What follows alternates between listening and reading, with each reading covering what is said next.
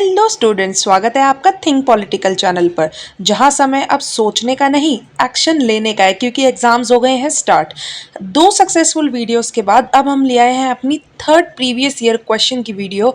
वो है on comparative politics. तो जल्दी से तैयार हो जाइए बच्चों, बहुत ही इंपॉर्टेंट क्वेश्चंस बताने वाली हूँ। अपनी कॉपी ले आइए पास, नजरें कर लीजिए तेज और दिमाग कर लीजिए बिल्कुल कंसंट्रेट।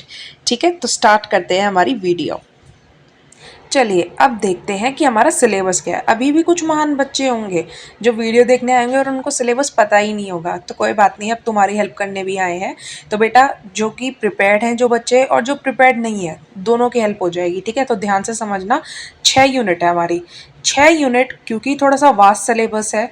ठीक है, तो 6 यूनिट्स में से क्या क्या मेन हमने क्वेश्चंस कवर करने हैं, क्योंकि आपका सबसे बेस्ट ऑप्शन होता है टू अटेम्प्ट एनी 5 क्वेश्चंस। अभी हम इंस्ट्रक्शंस भी देख लेते हैं एक बार। तो ये देखिए, इंस्ट्रक्शंस में क्या लिखा है, 3 घंटे का आपका पेपर होना है एज यूजुअल, 90 मार्क्स का आपका मैक्सिमम क्वेश्चन पेपर आएगा एंड आपने अटेम्प्ट करने हैं कोई भी 5 क्वेश्चंस। सबसे बड़ा जो एडवांटेज है बच्चों आपका, वो है टू अटेम्प्ट एनी 5 क्वेश्चंस। ठीक है, तो आपको क्योंकि कोई भी 5 क्वेश्चंस अटेम्प्ट करने हैं, तो अगर कोई भी 1-2 यूनिट हम स्किप कर देते हैं तो भी हमारे चांसेस हैं। मैं उन बच्चों की बात करूँ जो बिल्कुल भी प्रिपेयर्ड नहीं है, तो उनके चांसेस है वो आराम से क्लियर भी कर लेंगे एंड जस्ट पास नहीं, उससे अच्छे मार्क्स आप स्कोर कर सकते हैं। और जो बच्चे प्रिपेयर्ड है बेटा, आप नॉर्मल जो मैं आपको क्वेश्चंस बताऊंगी उनको आपको पक्का पक्का रिवाइज करना है, उससे एक्स्ट्रा अगर आप प्रिपेयर्ड हो तो वेल एंड गुड। ठीक है, स्टार्ट करेंगे हमारे यूनिट 1 से और सबसे इम्पोर्टेंट यूनिट से, क्योंकि बेटा आपका जो कंपैरेटिव पॉलिटिक्स है ये आपको पहली बार इंट्रोड्यूस कराया जा रहा है। ठीक है, तो आपके जो पेपर में कहीं ना कहीं ये एम करेंगे आपसे एक बेसिक क्वेश्चन पूछने से कि कंपैरेटिव पॉलिटिक्स क्या है। ठीक है, उसका नेचर क्या है और उसका स्कोप क्या है, ये तो 101% ये क्वेश्चन आपका आएगा। क्योंकि जब भी कोई न्यू सब्जेक्ट आपको इंट्रोड्यूस किया जाता है तो क्वेश्चन में भी एग्जामिनर कहीं ना कहीं एम करता है कि वो आपसे सबसे पहले ये बेसिक क्वेश्चन पूछे, ताकि अगर ये तो बेसिक है कि आपको कोई न्यू सब्जेक्ट इंट्रोड्यूस किया जा रहा है तो आपको उसका मतलब तो पता होगा कि ये सब्जेक्ट क्या है, इसका नेचर क्या है, इसमें क्या क्या चीज़ें हम पढ़ने वाले हैं। ठीक है, इसमें आपने अटेम्प्ट करते हुए क्या क्या पॉइंट्स ध्यान रखने हैं, आपने मीनिंग लिखना है, कुछ पर्टिकुलर डेफिनेशंस को ध्यान रखना है, फिर आपने डिस्कस करना है nature and scope as asked in the question. ठीक है बेटा, एक सेपरेट आपसे क्वेश्चन भी पूछा जा सकता है about comparative politics as a method and discipline, आपको एक्सप्लेन करना होगा।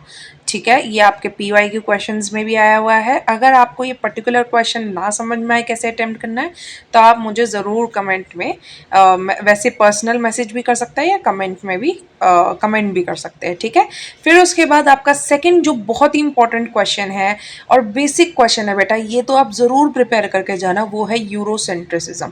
बहुत ही ईजी कॉन्सेप्ट है, नाम वैसा ही आपने एक्सप्लेन करना है, आंसर में कोई कन्फ्यूजन नहीं होनी चाहिए इस टॉपिक में। ठीक है, इसमें आपने मीनिंग डिस्कस करना है, मीनिंग बता के उसके बाद आपको इसके फीचर्स पर्टिकुलर क्या थे एंड क्या क्या इश्यूज रहे हैं यूरोसेंट्रिसिज्म के और उसको कैसे एड्रेस किया जाए। ठीक है, अब बढ़ते हैं हमारे यूनिट नंबर 2 की ओर। यूनिट नंबर 2 में बेटा 2 मोस्ट इंपॉर्टेंट टॉपिक्स हैं और वो स्टार्ट होता है बेटा political system approach and structural functional approach.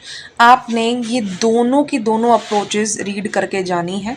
एक तो क्योंकि इसके अलावा आपकी 3 अप्रोचेस और हैं, तो ये 2 अप्रोचेस, क्योंकि पॉलिटिकल सिस्टम अप्रोच बेटा एक बेसिक अप्रोच है, अगर आपको ये समझ में आ गया तो उसके बाद आप स्ट्रक्चरल फंक्शनल अप्रोच में हल्का सा डिफरेंस आता है तो आप बहुत ही ईजिली अटेम्प्ट कर सकते हैं।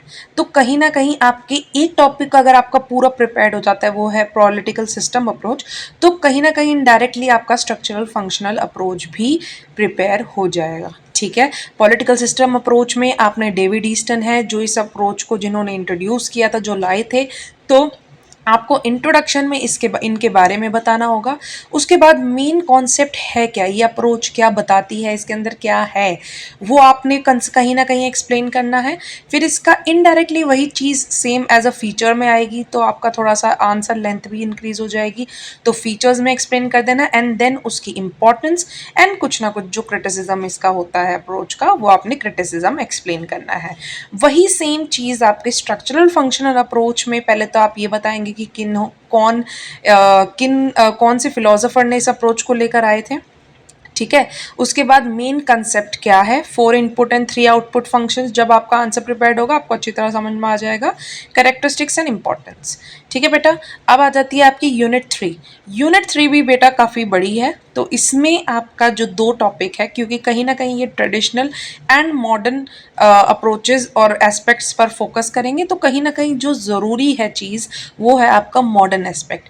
तो आप प्रिपेयर कर सकते हैं neo institutionalism. Rational choice theory आपका ऑप्शनल है, बट नियो इंस्टीट्यूशनलिज्म बेटा आप प्रिपेयर करें। इसमें आपने एक इंस्टीट्यूशन क्या है उसका मीनिंग आप एक्सप्लेन करेंगे, बेसिक आइडिया क्या है बिहाइंड नियो इंस्टीट्यूशनलिज्म, इसके क्या टाइप्स हैं, एंड कैसे ये पॉलिटिकल सिस्टम को समझने के लिए हमारे जो साइंटिस्ट्स हैं और पर्टिकुलर जो हम सिटीजन्स हैं हमें हेल्प करता है, ये आपको समझाना होगा। ठीक है बेटा, तो थोड़ा सा जो आपकी ये जो यूनिट है ना, ये आपका पर्टिकुलर जो सब्जेक्ट है, इसमें यूनिट्स बहुत ज़्यादा है, बट कहीं ना कहीं ये एक एडवांटेज भी है कि आपके पास इतने वैरायटी ऑफ ऑप्शंस हैं कि आप कोई भी क्वेश्चंस को प्रिपेयर कर सकते हैं। ठीक है, तो अभी तक जो बेटा यूनिट्स मैंने आपको डिस्कस करी हैं वो तो बहुत ही मेन है, जो आपने बिल्कुल स्किप नहीं करनी है। ठीक है, अब बढ़ते हैं यूनिट 4 की तरफ। यूनिट 4 में बेटा 3 टॉपिक्स है जो मोस्ट इम्पॉर्टेंट है, जो मुझे लगता है कि इन तीनों में से भी कोई 2 क्वेश्चंस आ सकते हैं। वो है पॉलिटिकल कल्चर। अगर आपको लगे आपके पास बहुत ही कम टाइम है, क्योंकि आज मैं अपलोड करी तो कहीं ना कहीं आपके पास 1.5 दिन है। ठीक है, तो आप इसमें अगर आपको लगता है तो पॉलिटिकल कल्चर का अगर आपको कॉन्सेप्ट समझ में आ जाएगा तो आप कहीं ना कहीं सब कल्चर को भी अटेम्प्ट कर पाएंगे। अगर कंप्लीट नहीं बट 50% आप आंसर को अटेम्प्ट कर सकते हैं। हेजेमनी एक बहुत ही नेचुरल कॉन्सेप्ट है, कहीं ना कहीं आप ह्यूमन बीइंग्स में आप देखते भी होंगे, तो आप उसको रिलेट करके भी अटेम्प्ट कर सकते हैं। ठीक है, फिर उसके बाद आता है हमारा यूनिट 5। यूनिट 5 में बेटा वर्ल्ड सिस्टम थ्योरी है और मॉडर्नाइजेशन थ्योरी है। इसमें से भी आप आई होप कि वर्ल्ड सिस्टम थ्योरी इसमें थोड़ा सा कंफ्यूजिंग रहेगा, बट वर्ल्ड सिस्टम थ्योरी के काफ़ी चांसेस हैं, तो वर्ल्ड सिस्टम थ्योरी को आप प्रिपेयर करें, जिसमें आपने फिर से यही फिलोसोफर पहले आप बताएंगे कि कौन ये कॉन्सेप्ट लेकर आए हैं, फिर वो कॉन्सेप्ट क्या कहता है और उसकी इंपॉर्टेंस क्या है, एंड देन क्रिटिसिज्म। ये जो बेटा आपका पैटर्न है ना ऑफ राइटिंग, अगर आप ऐसे अटेम्प्ट करोगे ना तो आपको अच्छे मार्क्स लाने से कोई नहीं रोक सकता, और हो सकता है कि आप अपनी क्लास में टॉप भी करें। ठीक है, सेकेंड आपका है मॉडर्नाइजेशन थ्योरी। वही किसने इंट्रोड्यूस किया, क्या मेन की कॉन्सेप्ट है, how it helps in contemporary world की इसका यूसेज क्या है, और उसके बाद इसका क्रिटिसिज्म। ठीक है, ये आपका हो गया यूनिट 5। अब बढ़ते हैं हम हमारी यूनिट 6 पर। अब बढ़ते हैं हमारी last unit, that is unit number 6। बेटा ये आपका ऑप्शनल रहेगा, बट अगर आप वेल प्रिपेयर्ड है, आपको लगता है कि मैं नहीं स्किप करना चाहता हूँ या चाहती हूँ, तो आप ना स्किप करें। इसको एक जनरल आइडिया आप ले लें इस यूनिट का, जिसमें आपका सबसे इंपॉर्टेंट टॉपिक है that is gender lacuna in comparative politics.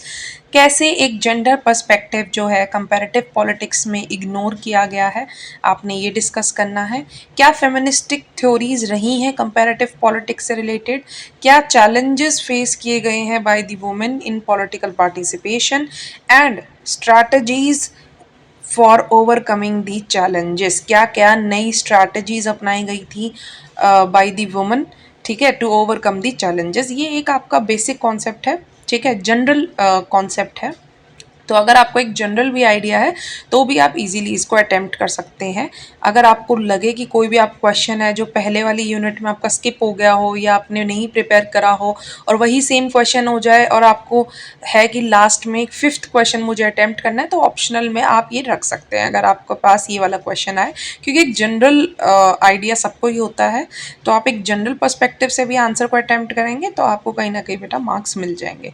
So this is last कि मैं हमेशा एंड करती हूँ अपनी वीडियो को by the answer writing format. ठीक है, आपका आंसर राइटिंग मैंने हर जो भी टॉपिक है उसके नीचे बुलेट पॉइंट में मेंशन किया हुआ है कि हर टॉपिक को आपने कैसे अटेम्प्ट करना है। देन सबसे इंपॉर्टेंट है बेटा टाइम मैनेजमेंट। बहुत बच्चों के साथ मेरी यही डिस्कशन हुई थी, बच्चे कह रहे थे कि मैम टाइम मैनेज नहीं हो पा रहा है, हमारे क्वेश्चंस लास्ट में एक रह जाता है। बेटा कभी भी आपको लगे आपके पास 10-15 मिनट्स हैं और आपने 2 आंसर अटेम्प्ट करने हैं, कोशिश करें, क्योंकि इक्वल मार्क्स क्वेश्चंस के हैं, तो आप कोशिश ये करें कि आप स्किप ना करें क्वेश्चन को। आपने क्या करना है, लास्ट में जैसे मैं फोर्थ क्वेश्चन अटेम्प्ट कर रही हूँ और मेरे को फिफ्थ भी अटेम्प्ट करना है, मेरे पास 10 मिनट है, तो आपने क्या करना है, जितना आपने अटेम्प्ट कर लिया वो अटेम्प्ट कर लिया, बट लास्ट में आपने क्या करना है, फोर्थ को एंड अप करो। ठीक है, जैसे भी आपने कंक्लूड करना है वो फटाफट बुलेट पॉइंट में लिख के उसको कंक्लूड करो। ठीक है, और उसके बाद आपने सीधा अटेम्प्ट करना है अपना आंसर नंबर 5, उसको भी आप बुलेट पॉइंट में, अगर बिल्कुल टाइम नहीं, सीधा बुलेट पॉइंट में उसको आंसर को अटेम्प्ट करो। ठीक है, कुछ ना कुछ तो आपको एवरेज मार्क्स मिलेंगे ना, अगर आप एक कंप्लीट क्वेश्चन को अटेम्प्ट ना करें। ठीक है, सिर्फ फोर्थ वाले को अटेम्प्ट करने के चक्कर में आप फिफ्थ वाला अगर स्किप कर देंगे तो बेटा बिल्कुल भी चांसेस नहीं रहेंगे, आपको एक भी मार्क्स एक्स्ट्रा नहीं मिलेगा। बट अगर आप स्मार्टली अटेम्प्ट करेंगे, अगर आपको लगता है ऐसा इमरजेंसी है और लास्ट मोमेंट पे आप फोर्थ अटेम्प्ट करो, जितना अटेम्प्ट हो गया वो हो गया, उसको फिर फटाफट आपको कंक्लूड करना है। एंड फिफ्थ फिर आपको सीधा अटेम्प्ट करना है अपना फिफ्थ क्वेश्चन। ठीक है, 2 पेजेस, 2.5 पेजेस, 5-10 मिनट में आप 1.5 पेज भी लिख पाते हो, बट 1.5 पेज में आपने इंट्रोडक्शन नहीं एक्सप्लेन करनी है, आपने उस क्वेश्चन में जो कॉन्सेप्ट के बारे में डिस्कस किया गया है, जो अप्रोच के बारे में पूछा गया है, उस अप्रोच का नाम लिखिए, किसने इंट्रोड्यूस किया, उसके क्या फीचर्स है उसको बुलेट पॉइंट्स में लिख दीजिए, उसका क्या क्रिटिसिज्म है उसको भी बुलेट पॉइंट में लिखकर उस आंसर को एंड कर दीजिए। एटलीस्ट आपको कुछ एवरेज मार्क्स तो मिलेंगे उस क्वेश्चन में, रादर कि आप बिल्कुल ही उस क्वेश्चन को अटेम्प्ट ना करें। ठीक है, तो all the best for the exam and I hope आप लोग अच्छा अटेम्प्ट करके आएंगे। Bye bye.